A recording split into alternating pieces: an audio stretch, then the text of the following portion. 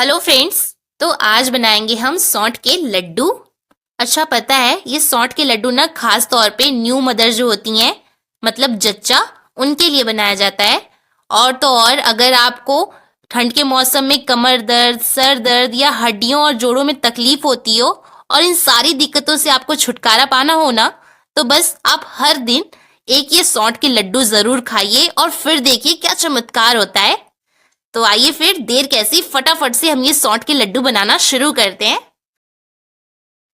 तो सर्दियों में खाए जाने वाले इस सौंठ के लड्डू को बनाने के लिए यहाँ पे लिया है मैंने कुछ ड्राई फ्रूट्स यानी सूखे मेवे। तो ये देखिए ड्राई फ्रूट्स में यहाँ पे मैंने लिया है आधा किलो छुहारे।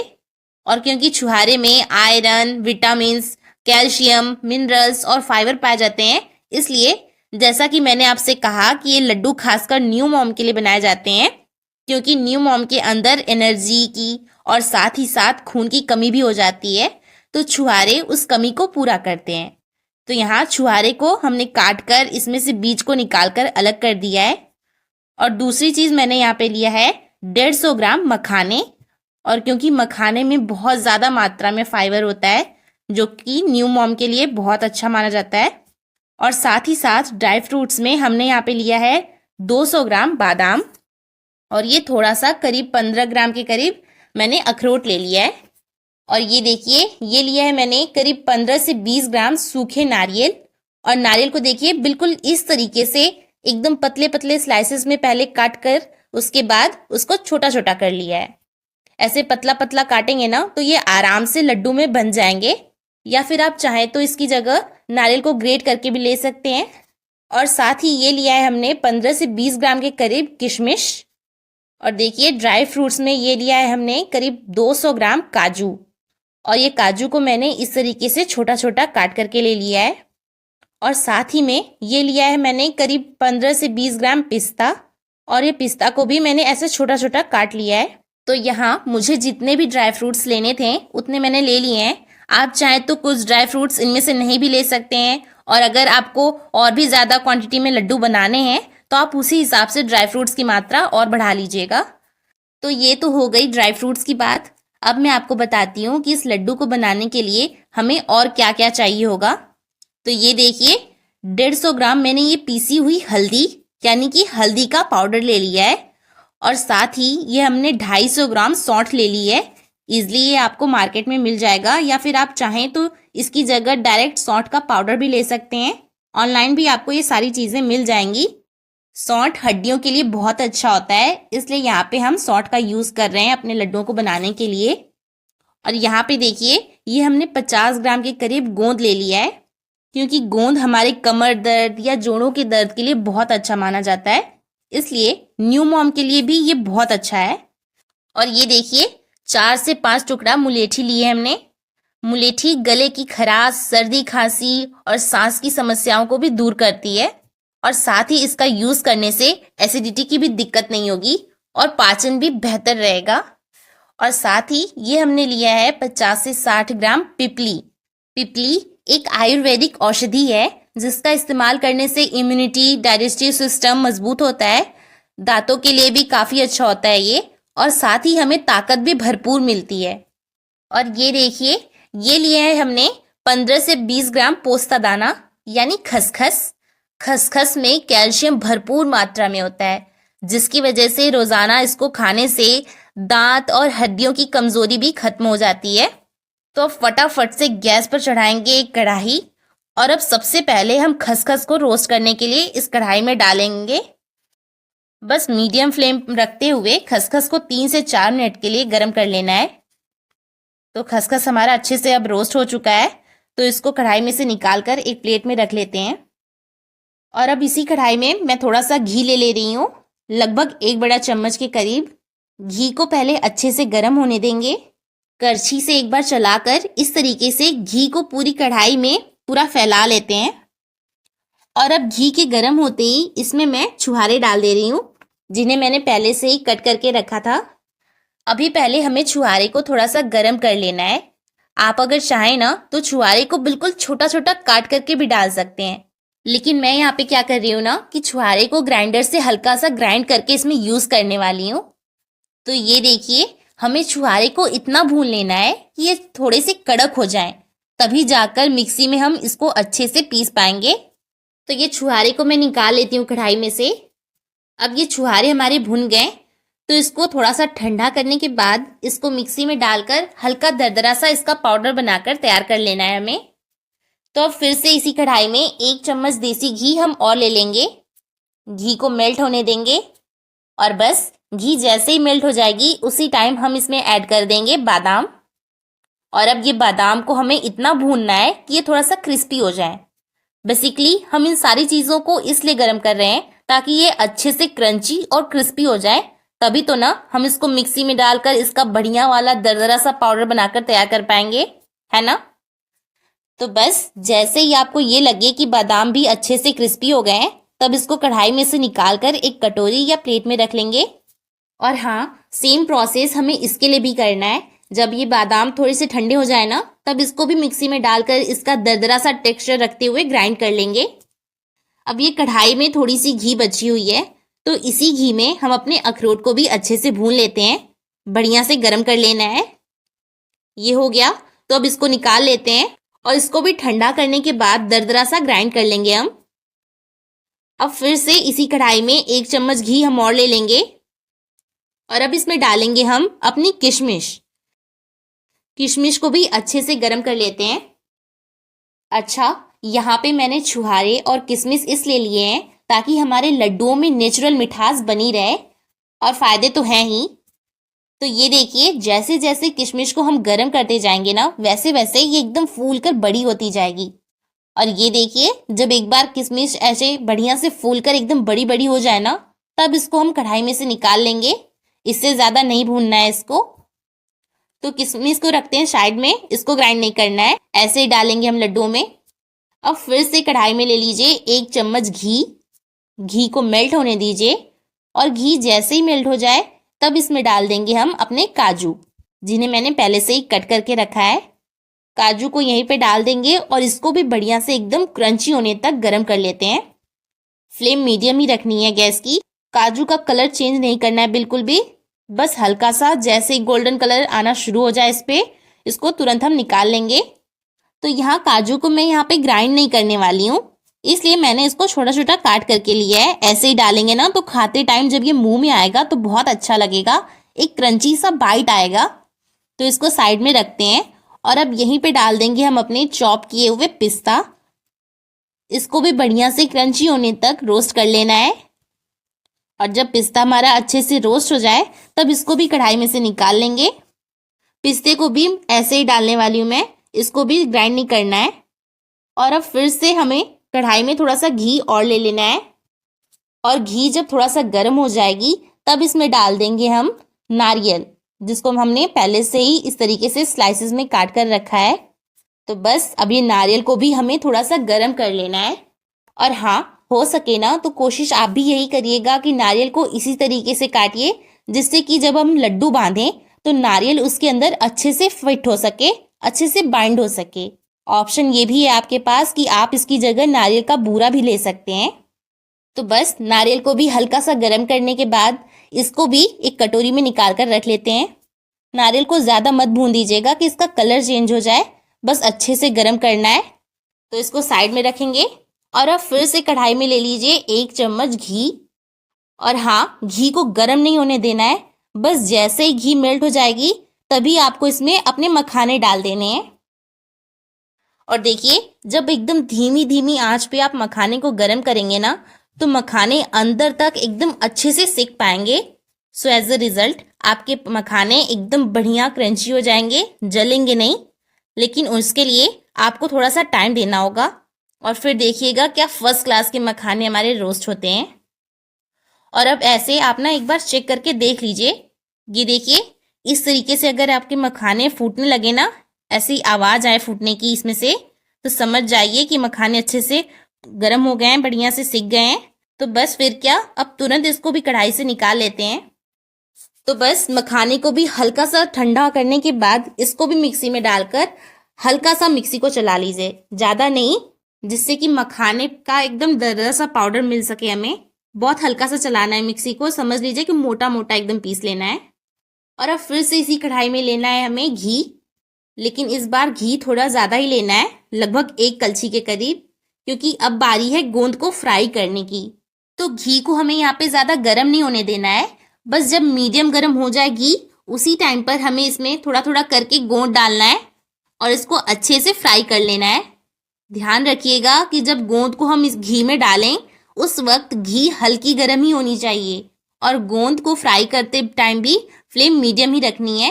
तेज आंच पे या बहुत ज़्यादा गर्म घी में गोंद को फ्राई करने के लिए डालेंगे तो गोंद अच्छे से अंदर तक पकेंगे भी नहीं और फ्राई होने की बजाय जल जाएंगे। इसलिए आराम से मीडियम फ्लेम पे जब तक गोंद अच्छे से खिल नहीं जाते तब तक इसको फ्राई करिए, लगातार चलाते हुए। और जब आप इसको ध्यान से फ्राई करेंगे ना तो ये देखिए गोंद ऐसे एकदम खिले खिले से फ्राई होंगे। तो बस इसको भी छानकर एक प्लेट में रख लेते हैं। और इस गोंद के साथ भी हमें ऐसे ही वही सेम प्रोसेस करना है कि गोंद को हल्का सा ठंडा करने के बाद ग्राइंडिंग जार में डालकर इसका भी दरदरा रखते हुए टेक्सचर पीस लेना है। और अब इसी बचे हुए घी में ही हम डालेंगे अपनी पिपली और बस इस तरीके से चलाते हुए पिपली को भी हमें अच्छे से गर्म कर लेना है।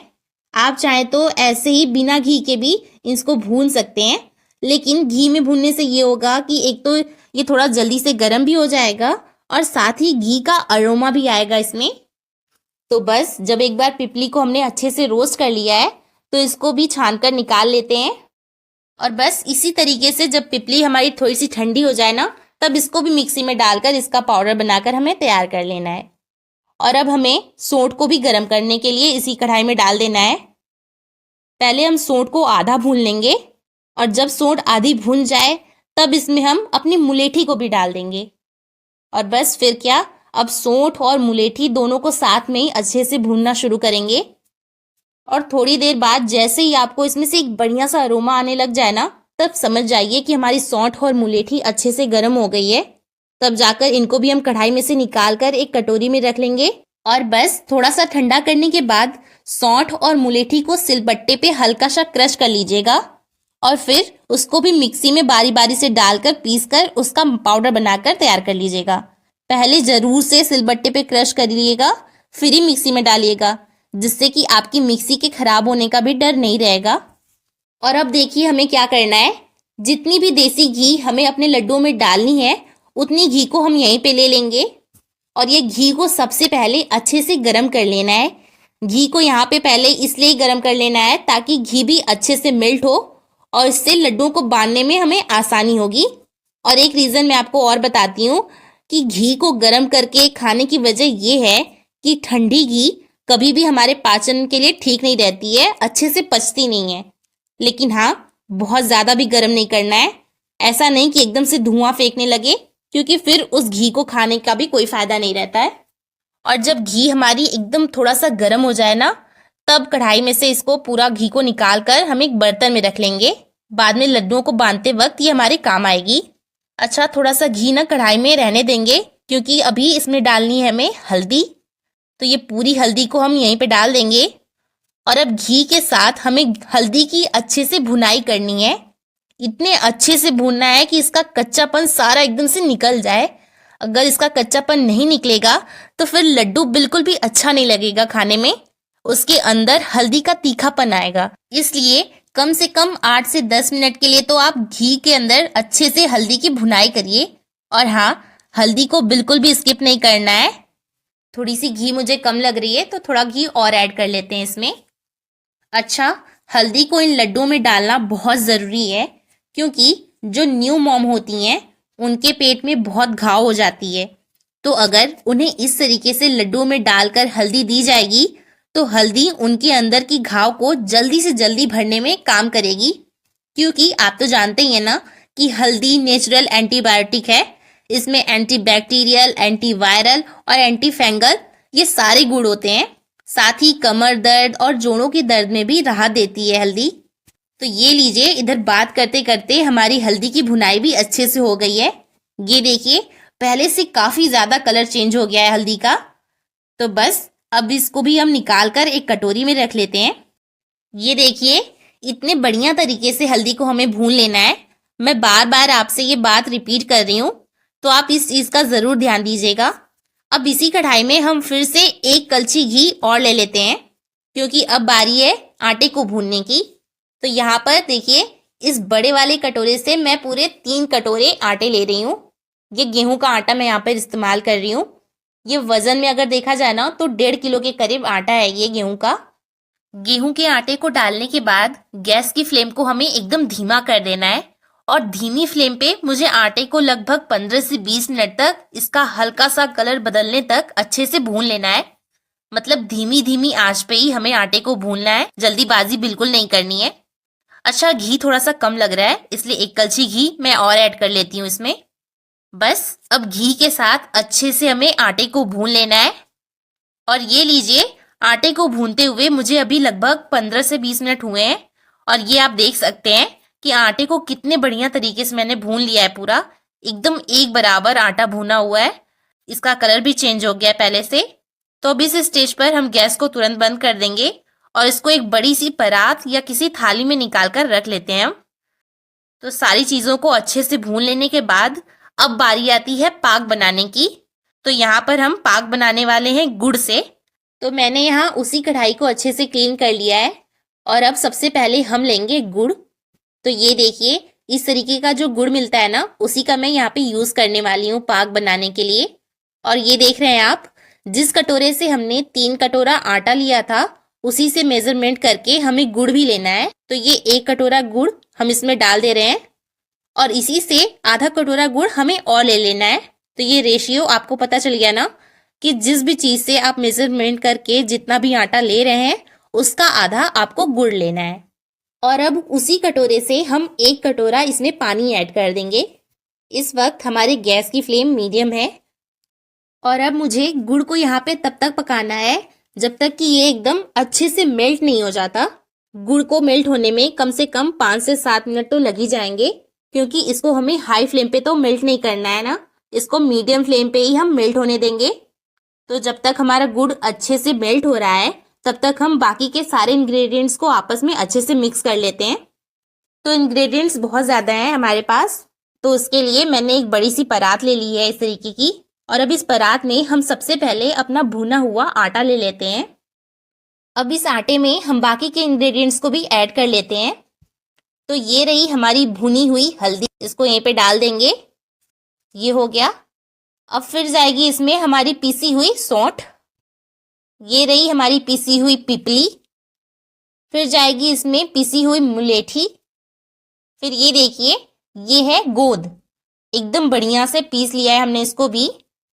फिर ऐड करेंगे हम इसमें पोस्ता दाना यानी खसखस। खसखस से ना हमारे लड्डू में एक दरदरा सा दाने जैसा टेक्सचर आएगा, बहुत अच्छा लगेगा इससे। और ये रहा हमारा तैयार किया हुआ छुहारा। देखिए, बहुत फाइन नहीं किया इसको मैंने, दरदरा ही रखा है। तो इसको यहीं पे डाल देंगे। फिर जाएंगे इसमें तैयार किए हुए मखाने। मखाने को भी देखिए मोटा मोटा ही रखा है मैंने, ऐसे ना एकदम बढ़िया सी बाइट आती है मुंह में। फिर ये गया बादाम, फिर ये रहा अखरोट और अब ये रहा हमारा स्लाइस किया हुआ नारियल, तो इसको भी यहीं पे डाल देंगे। फिर ये गई हमारी किशमिश, फिर ये गए हमारे काजू और अब ये पिस्ता। तो बस अब सारी चीज़ों को इसमें डालने के बाद पहले इसको एक बार अच्छे से पूरा मिक्स कर लेंगे, जिससे कि जो भी हमने इसमें डाला है वो सब कुछ आपस में बढ़िया तरीके से पूरा एकदम मिलजुल जाए। अपने हाथ से ही आप ऐसे मसलते हुए इसको अच्छे से मिक्स कर लीजिए। तो ये भी हो गया, सारी चीज़ें एकदम एक बराबर पूरा अच्छे से मिक्स हो गई हैं। तो अब चलकर देख लेते हैं कि हमारा गुड़ अच्छे से मेल्ट हुआ है अभी या नहीं। और अब ये देखिए, गुड़ हमारा अच्छे से मेल्ट हो चुका है पानी के साथ। तो अब शायद आप देख पा रहे होंगे इसके ऊपर आपको थोड़ी बहुत इसमें गंदगी दिख रही होगी, है ना। तो इसको साफ करने के लिए अब सबसे पहले हमें इस गुड़ पानी के घोल को एक दूसरे बर्तन में ट्रांसफर कर लेना है। और अब फिर से इसी कढ़ाई के ऊपर एक छन्नी या स्ट्रेनर लगाकर हम वो गुड़ पानी वाले घोल को इस छन्नी के थ्रू छान लेते हैं। ध्यान रखिए कि ये घोल जो है गुड़ का वो अभी बहुत गर्म है, तो आपको ध्यान से करना है, हाथ पे ये बिल्कुल भी नहीं पड़ना चाहिए। आप ये काम करने के लिए किसी की हेल्प ले सकते हैं और इस तरीके से इसको आराम से छान लेना है। आप देख सकते हैं इसमें कितनी गंदगी है ना, तो जो भी इम्प्योरिटीज होंगी इसमें वो छानने से निकल जाएंगी। तो ये काम आप ज़रूर कर लीजिएगा। तो अब फिर से हम गैस को एकदम हाई फ्लेम पे कर देंगे और हाई फ्लेम पर ही अब यहाँ से गुड़ को हमें पकाना शुरू करना है। तो अब यहाँ पे गुड़ को हमें इतना पका लेना है जब तक कि इसमें तार बनना शुरू नहीं हो जाता। तो जब तक इसमें से तार बनने नहीं लगता तब तक हम इसको इसी तरीके से पकाएंगे। थोड़ी देर के लिए, लगभग 10 से 12 मिनट के लिए मैं इसको और पका लेती हूँ। उसके बाद मैं आपको इसे चेक करके दिखाऊंगी कि हमें इसको पहचानना कैसे है कि गुड़ का पाक सही है कि नहीं। तो यहाँ गुड़ में जैसा पाक बनना चाहिए था वैसा बन चुका है। मैं आपको चेक करके दिखाती हूँ। ये देखिए, थोड़ा सा गुड़ आपको अपनी उंगलियों के बीच में ऐसे ले लेना है और इसको 30 सेकेंड के लिए पहले इसको आप ठंडा कर लीजिए और फिर इसके बाद इसको आप ऐसे चेक करके देखिएगा। तो ये देखिए, आप देख पा रहे होंगे एक बढ़िया सी तार बनने लगी है इसमें, यानी कि हमारे गुड़ का पाक एकदम परफेक्ट है। तो अब गैस को हम इसी स्टेज पे तुरंत बंद कर देंगे और इस कढ़ाई को गैस पर से हटाकर साइड में रख लेते हैं। तो अब ये जो सारा मिक्सचर हमने तैयार करके रखा था उसमें थोड़ी सी ऐसे जगह बनाएंगे और अब जो हमने देसी घी गरम करके रखी थी ना, जिसको मैंने आपसे कहा था कि इसका यूज हम लड्डुओं को बांधते वक्त करेंगे, तो अब इस टाइम पर हम वो सारी की सारी देसी घी इसमें डाल देंगे। और अब यहाँ पे आपको करनी है थोड़ी सी मेहनत। पहले हल्के हाथ से घी को पूरे मिक्सचर में आराम से मिलाना शुरू कीजिए और फिर मिलाने के बाद इस तरीके से हाथ से रगड़ते हुए इस मिक्सचर को हमें मिलाना है। तो फिर उसके बाद आप देखिएगा इसमें हल्दी का कलर आना शुरू हो जाएगा। थोड़ा मसलते और रगड़ते हुए इसी तरीके से इसको मिक्स कर लेंगे और अब ये देखिए एकदम बढ़िया से हल्दी का कलर पूरे मिक्सचर में मिल चुका है ना। तो बस अब देखिए क्या करना है आपको। पहले थोड़ा सा मिक्सचर हम एक साइड में कर लेंगे अपनी तरफ और बाकी के मिक्सचर को दूसरे साइड ऐसे प्रेस करके रख देंगे जिससे कि इसमें गर्मी बनी रहे। और अब इस थोड़े से मिक्सचर में ही हम थोड़ा थोड़ा करके अपने गुड़ के पाक को इसमें ऐड करते जाएंगे।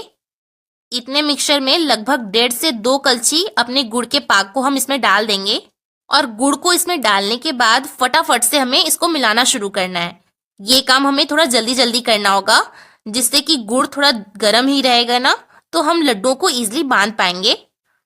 इस तरीके से मिक्सचर को बढ़िया से हाथ से मसलते हुए मिक्स करेंगे ताकि फटाफट से गुड़ मिक्सचर में अच्छे से मिल जाए।